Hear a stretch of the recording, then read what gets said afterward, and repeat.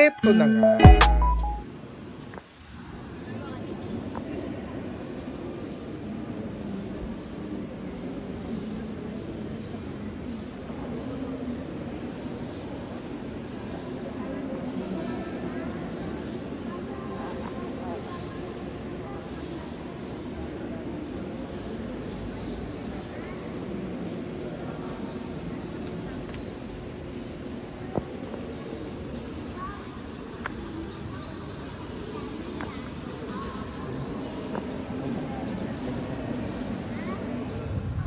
So eto na nga, napadpad tayo dito sa Taal, Batangas para magsimba at bibili si Grace din ng damit para sa kasal. So nandito ngayon kami, papunta sa palengke. Tara, lakad tayo. So ito yung mga lumang bahay dito sa Taal. Yan. Kanilang munisipyo.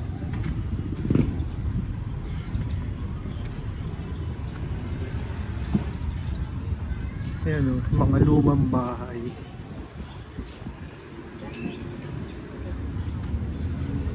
Ayan. So tara, punta tayo sa palengke para bumili din ng tapa. So nandito tayo ngayon sa public market para sa mga barot saya and barong. Ayan.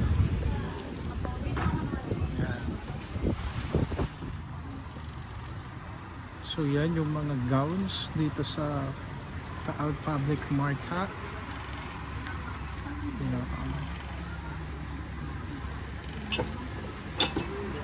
So dito tayo ngayon sa public market and bumili tayo ng tapa dito sa Jason and Malu Mercado.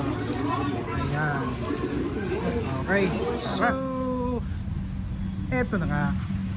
Nagutom tayo ng pag-iikot dito sa Taal and nakita namin itong kutsara itenedor. Malapit siya sa may simbahan and sa munisipyo. Halika, tingnan nyo yung loob. So ito yung kanilang loob. Para kang nasa Spain. So meron din silang garden dun sa side ng kanilang restaurant. Ayan o. Inspired talaga siya ng Spanish. Ayan. May pa-statue pa doon. And then kung makikita nyo yung yung wall. Lumang bahay na ginawang restaurant. Ayan. And yung kabilang bahay, yung kabilang bakod, talagang luma din yung kapis pa, pero naiayos na remodel na yan. Ayan. So tingnan natin kung ano yung food nila dito. So ito yung in-order namin, salad, gambas, original tapang Taal, tawilis, and simpleng bulanglang. So yan, tara, kain tayo. So itry natin tong bulanglang, yung sabaw ng bulanglang. So ayan, sabaw. Tikman natin.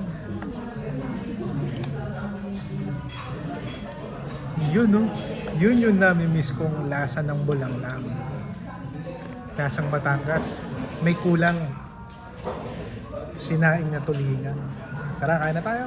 So si Yuel, nag-dessert ng ice cream. It's Carmen's Best. How is it? Ang sarap po talaga.